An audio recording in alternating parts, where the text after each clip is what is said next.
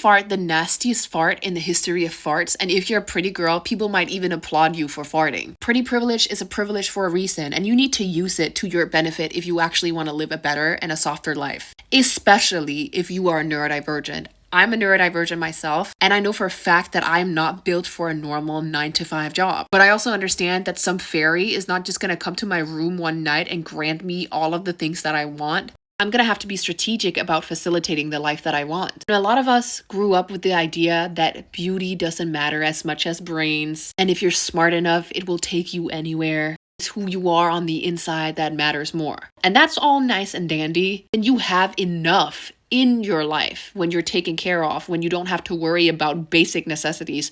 You can think about that. When you have a life where you're able to give back to people and not worry only about yourself, that's when you can start to think that brains matter more than beauty and that everyone's good enough on the inside. If you do not have your dream life yet, and the life that you want, the accommodation, the soft life, the princess treatment, whatever it is you want, you cannot afford to think idealistic thoughts that are based on you being morally right and thinking about what should be the right thing to do. Because the world isn't built on what should be the right thing to do. The world is built on strategy. And you're going to have to be awfully strategic in this world as a woman if you want to get the life that you want and the life that you deserve. This is why it is key that you use your pretty privilege in order to claim the power you deserve. And I'm not saying you need to be some supermodel. You just need to look like someone who puts effort into yourself. You need to look like someone who puts yourself first, who does not need anyone. Because the step to getting strategic help from the world is for you to look like the world already gives it to you in many, many ways. This is why it's so important to understand that if you want better treatment from the world, you cannot make yourself look weaker and look less taken care of to get people to have mercy for you. I had a couple comments from girls saying, but if I want to get treated better, maybe I should look like someone who actually needs help. If I want better accommodation as a neurodivergent, shouldn't I look like someone who can't help themselves? Absolutely freaking not. If you look like someone who can't help themselves, the world is going to think of you as a charity case. They're going to think of you as someone who does not deserve more because it looks like you can't even give yourself enough. It's going to look like you have resentment towards the world. It's going to look like you want the world to change for you. If you, on the other hand, are a woman who puts a lot of effort into yourself and you still want a better life for yourself, people are going to smell and sense the energy on you that you are moving in the direction of the life that you want, and they're going to make that path easier for you. You do not want to come off as a charity case because it does not speak to people's egos. It's going to look to them like they're giving away just to give. And giving is great. Giving is absolutely amazing. That's what you can do when you actually have your dream life. You have the money and you have the peace in order for you to give back to the people that are going to facilitate that life for you. You need to have something in the works for yourself, about yourself, you being beautiful, you taking care of yourself, you making efforts into yourself. Because if not, it's going to come off as if you're just trying to take because you have nothing and that you don't give to the aura. When you're a really, really beautiful woman, the reason why you get so much more from society, the reason why society loves beautiful women is because you give something to the room. You provide something. You provide value. If you're someone who shows up in sweatpants and Uggs, you're begging for people to treat you better because you deserve better treatment because you're a neurodivergent and you've had it hard your whole life and your mom was narcissistic and your partner was narcissistic. People are going to feel a taking energy. You're just here to take. You don't even have the capacity to give. You can't even go to the level where you're going to be able to give back to those who actually need it because you're just here to take. You're telling people what you want out of desperation, not out of aspiration. You need to act out of aspiration rather than desperation. This is why you need to focus on your pretty privilege. You need to fix your skin. You need to fix your breath. You need to go to the gym. You need to make sure that your makeup looks good. You need to make sure that you wear feminine outfits that signal that you're someone who's used to living a soft life. People are not interested in funding an idea that they can't visualize. If they see some girl with a messy bun, her makeup not done, her skin looking not good, her complaining about the fact that she's bed rotting all day and the world should come and help her, her wearing the same sweatpants she wears to bed out, people can't visualize the life that they're trying to give you by investing into you. But when they see a beautiful woman, her makeup done, nice jewelry, a feminine outfit, she carries herself gently. Her smile is white and bright and clear. Even if you're not a supermodel, you're going to look like you're taken care of. And then people are going to want to feed into that because it's going to make their egos feel better, because people are drawn to that feminine energy. Pretty privilege and feminine energy are highly correlated. They accompany each other. And they see a beautiful woman who's taking care of herself. That woman is exuding feminine energy. Why? Because she puts energy into herself, into nurturing herself. That nurturing energy is so strong. It is so magnetic. This is something that men, especially masculine men, are drawn to exceptionally. Feminine men, not so much. They're scared of it. They want women who are feminine and beautiful to get down from their pedestal. But masculine men, they're pulled towards feminine women because they're the complete opposite of what they are. Their need for protecting, their need for sheltering the feminine is so high when the feminine is present. Maybe you're a woman who's stressed out from all the work you're doing all the time, all the people pleasing you're doing for other people. When you walk into a room, masculine men are not going to be attracted to you because your energy is going to be masculine. It's going to be resentful. It's going to have your guards up. You're going to be protecting yourself. The feminine energy has its guards down. It is very expressive. It's not trying to hide its charm and the way it takes care of itself. Feminine energy is naturally nurturing, but it can only be facilitated and kept sacred if it has something to protect it. And first and foremost, you have to be the one who protects it by showing up for it, by leaning into it, by making sure that it is sustained. But from then on, you will be able to attract a man who wants to stand up for it. A truly masculine man is going to be mesmerized by a feminine woman because it is the exact opposite of what he is. A feminine man, on the other hand, is going to try their best to get you down from your pedestal because they did not have the courage to step into their masculine fully. So now they're competing with women for the feminine spot. They're going to let those feminine women dominate, which is why a lot of women today end up with men that want to go 50-50, that want them to work while they're pregnant. They have a lot of resentment towards feminine women because they weren't able to step into their true masculine selves. And the only way for them to create that masculinity is to invoke it in their partner, is to make a woman more masculine because the balance is not there unless she's masculine. This is why women that are in relationships with 50-50 men, or what you call dusties, are always so stressed out. Maybe the men have their hair done, they have a nice shirt on, they look clean, their muscles look good, but the women look stressed out. Their hair is never done, their nails are never done, they're overworked at the job, at home with the kids, because they're taking on that masculine role in order for them to balance out the frequency at home. When the balance between masculine and feminine is correctly balanced between man and woman, and the woman can lean into her nurturing qualities, she can also nurture the masculinity in her man even more, and their femininity and their masculinity can grow even stronger, and they actually become much stronger together. Because femininity is such a great power. It is going to elevate the frequency that is already there. And when women get into a relationship with a feminine man, the natural feminine instincts are going to be elevating the power that is already there. That's why when they get into a relationship with a dusty, they elevate his femininity. That's why when women hang around their girlfriends, they elevate each other's femininity. And that's why when a woman is in a relationship with a very masculine man, she elevates his masculinity. But in order for you not to attract the dusties and the bums and the men that have the feminine energy, you need to be on point with your pretty privilege. You need to have very strong boundaries, and you need to look like you have very strong boundaries. And I'm not saying you have to come with a sword and armor and shout to the world, I don't want to deal with no dusties here, all of that. No, the way that you signal that you deserve more and you want to deal with only masculine men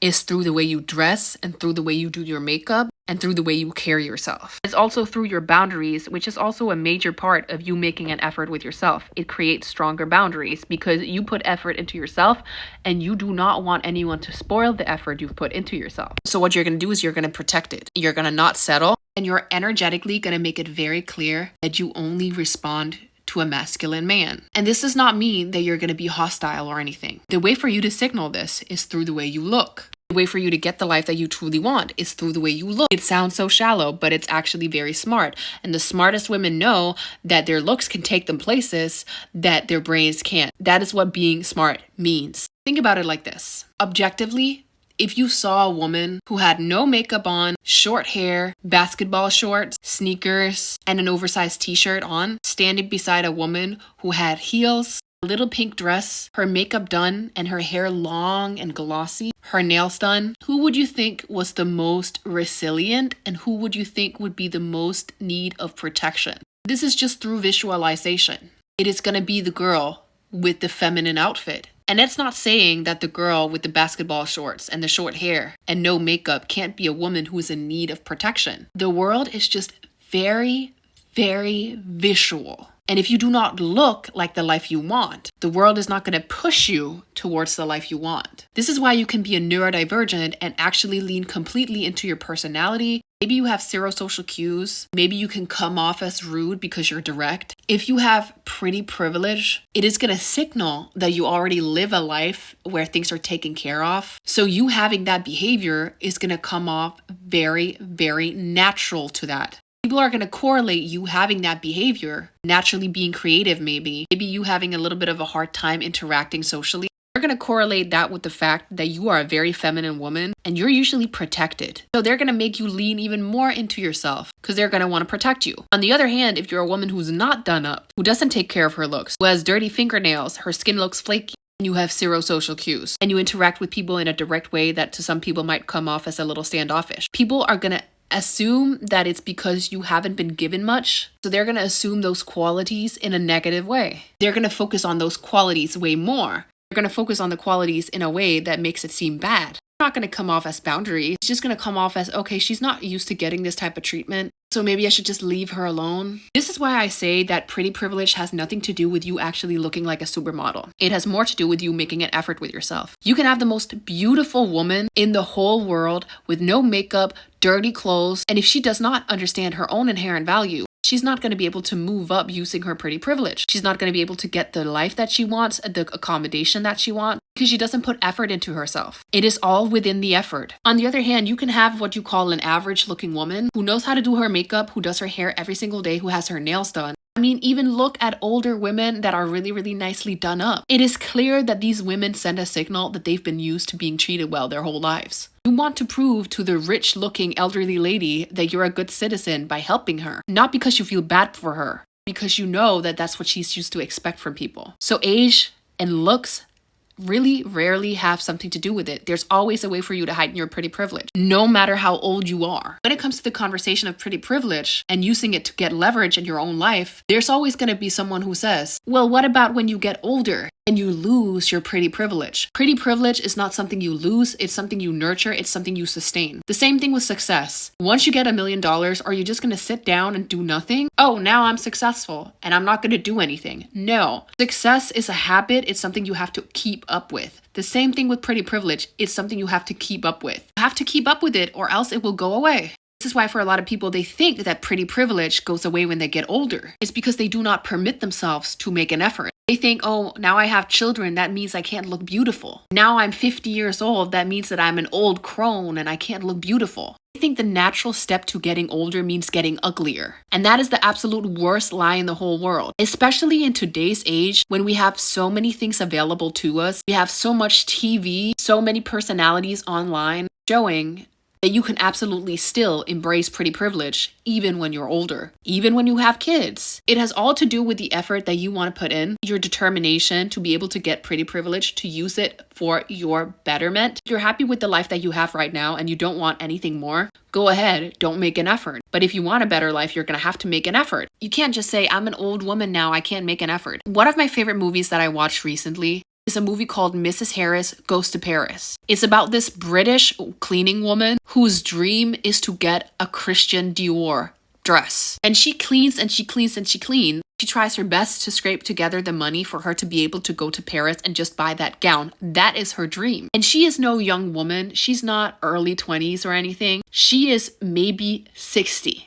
But this woman is so determined to make an effort to be able to get the beautiful ball gown that she wants. She's working for women that are almost the same age as her. And she sees that it's possible for women to look beautiful even if they're 60. And one day when she cleans at one of the people that she works for's place, she sees a Christian Dior ball gown in the closet. She touches it and feels the fabric. And she realizes that it is possible for someone that's her age to get that. So she sets out on a journey to make that money so she can go to Paris and get it. And you know what? When she gets to Paris, her effort took her far enough so that she ended up being invited into the private show of Christian Dior, where she was able to pick out the dress that she wanted to get it completely custom made for her. And she ended up staying in Paris, getting to stay for free at someone's house, dressing in clothes she's never dressed in before and embodying the life that she truly wanted. But she needed to make an effort to get there. And this 60-year-old woman ends up getting this beautiful Christian Dior gown, and she wears it with pride because she knows that it's not about her age, it's about her effort.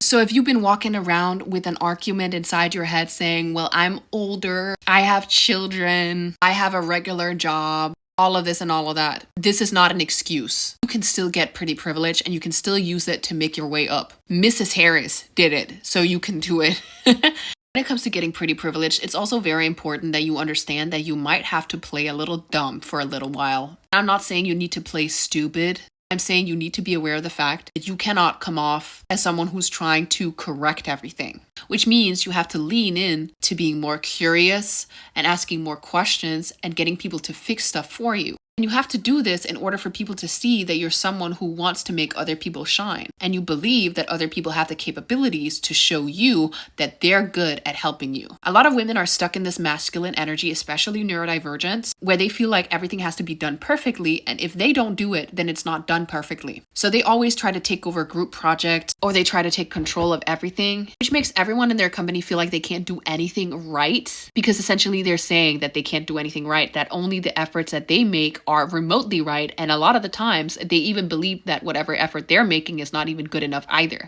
How are you going to get people to do things for you and treat you like the princess you are if you don't even believe that the efforts you make towards yourself are good enough? And if you won't even let other people try to make an effort, how are people ever going to make an effort towards you if that's the case? This is why you need to learn to play a little dumb. You need to lean into asking more people for help in a way that makes them feel capable and good about themselves. If you want people to treat you like the princess you are and give you the soft life, you have to look pretty and act a little bit like you don't really understand what's going on. Because people are going to see that you value their input. And second of all, they're not going to see you as a threat. When you are a beautiful woman, people are going to see you as a threat when you are smarter, especially if you are hanging around people that don't have that much going on for themselves. This is extremely important to know when you are trying to move up socially and social climb as a pretty woman. The reason why you're probably not granted as much power and privilege as you want is because people are extremely intimidated. If you are a very, very smart woman, and I'm talking especially to all of you neurodivergents who are extremely smart and also know how to do your makeup right and look really good, people are going to be extremely intimidated by you. When people see you as a threat, they're going to do everything in their power to get you down, to make themselves feel more comfortable. They're not going to facilitate your life more. They're actually going to try to facilitate your life less. The best move here is for you to look really good, but then play a little dumb. Because a lot of people think it makes a lot of good sense that someone who's very beautiful can't be very smart, and they're not going to see you as a threat. You expose certain flaws that you have on purpose, like acting like you're not really sure of things, that you need help with certain things. People are going to feel more comfortable in your company and they're going to move on. And then you're going to be able to advance in peace without them overrunning you with questions, inquiries, and trying to make you feel bad about yourself. When you give people flaws they can focus on strategically, like you being a little ditzy, they're not going to try to dig for more flaws. But if you come off as beautiful and extremely intelligent, they're going to try to do everything in their power to find some dirt on you. This is why it's better for you to come off as beautiful and then a little ditzy, because they're going to be like, oh yeah, the beautiful woman is of course not that smart. Of course I'm going to have to help her out, haha. And that speaks to their ego and not to their fear. Then you're going to be able to become even smarter and make more strategic moves because their eyes are not going to be on you. You're not going to have to deal with all the questions that they're going to hurl at you because you already strategically revealed your flaw as being a little ditzy and not understanding things. So they're going to go on with their life thinking, oh, I'm smarter than her. And then you can get even smarter in private. This one is hard for a lot of neurodivergents because they want to prove that they're really smart. But in reality, you should be able to validate yourself knowing that you're really smart. And actually, you playing dumb is actually one of the smartest moves you can make When you learn how to lean into that in a really strategic way, you're going to be able to pat yourself on the back and be like, yo, I facilitated that for myself because I knew how to play on the power cues in society. And this is when it gets really, really interesting, because you do not have to stay like this ditzy woman forever. Of course not. I do not want you to mask your smartness forever. Masking, especially your personality or what you're interested in, is never something you should do unless it's strategic, because strategic masking is something that takes you to a place where you can unmask in the long run. And I don't even know if you want to call you being a little less evident about the fact that you're an actual genius masking. You know, maybe it's just being a little more reserved about the fact that you're really smart. The thing is, the more you move up socially, the more you'll be able to reveal your smartness. When you're down here and you're interacting with people that get really standoffish about the fact that you can be both beautiful and smart, that's when you use your pretty privilege and your curiousness and making them feel comfortable about the fact that you're a little ditzy. You make that your power move so that you can facilitate space and peace for you to make more power moves. Then you start moving up socially. And the more you move up, the more people you're going to run into that are also extra smart. The more you move up socially, the more smarter people you're going to run into. In higher environments, people expect you to know more stuff. It's not just enough for you to be pretty. And this is great news for all of you neurodivergents or all of you really, really smart baddies out there that don't want to have your personality stowed away, that want to be able to talk about the things you're interested in. When you use your pretty privilege strategically, play a little dumb, get people to help you out on the bottom level, I don't know if you want to call it that, then you can move on further and further because you saved yourself the time and the space instead of having to reply to people being nasty towards you, telling you about all of the flaws that you have that they're trying to find because they don't like the fact that you're both beautiful and smart. You protected yourself against that, and now you're on another level. Now you can reveal a little bit more of your smartness. You still have to be curious. You still have to make people feel good about themselves and feel like they can help you and solve your problems. But then you move up even more. And the more you move up, the more people are going to expect you to know. When you get to the point where you're hanging out with really smart people, and when you get much, much higher up in your social climbing and facilitating your dream life, you're going to be met with people that share the same interests as you, who are as intelligent as you are, who are going to be able to grow your intelligence, who are going to see it as an asset, who are going to be able to pour more into you. And eventually, you're actually going to get to a point where you're going to have so many resources, so much money, so much power, whatever it is you want, that you don't have to care anymore. You can wear whatever it is you want to wear. You can talk about whatever it is you want to wear. But you only get there by being strategic from the get-go. If not, people are going to see you as intimidating and they're going to try to put you down. And then you're going to end up from point zero again. This is why it's really good to use your pretty privilege to get there, because people are going to see that you're giving something even without you saying anything. You don't have to talk about what you want. People are going to see that's what you expect. The more you move up, the more you can adorn yourself, the more you're going to look taken care of, the more you can protect yourself, the stronger your boundaries get. And then the more people are going to want to give to you. It's a snowball effect. Better you get at using your pretty privilege to get the things you want, the more people are going to give to you, the more you'll be able to do whatever you want. You will have moved so far up that it doesn't matter. It doesn't have an effect on you.